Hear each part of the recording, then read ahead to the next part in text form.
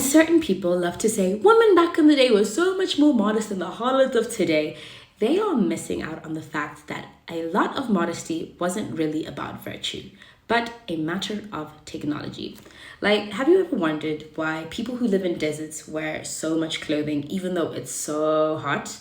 And that's simply because for most of history, sunscreen didn't exist. And we relied on clothing for protection. Like, you know how your blood literally boils under too much direct sunlight? It's also why so many desert animals still have fur. Not only does covering your body provide a barrier between your skin and the sun, but clothing sometimes is also cut and constructed in such a way to maximize airflow by being loose against the body, therefore not trapping heat. Add to that also utilizing the moisture wicking and breathable aspects of fibers like cotton and linen, which, by the way, seems a lot less annoying than reapplying SPF every hour, but everyone do what they want.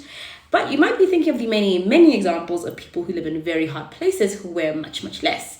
In some instances, you can see how they might have relied on their architecture to remain cool or living in places with more shade. Or you have my favorite example, which is the Himba people from the Namib Desert, which I'm pretty sure is one of the most ancient and treacherous environments on Earth.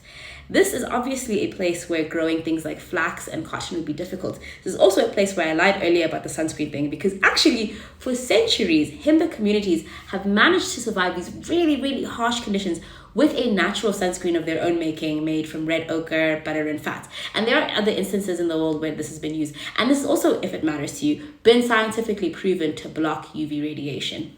It's not too dissimilar if you think about it from the way elephants will coat themselves in mud to keep cool, because they don't have sweat glands, the poor things.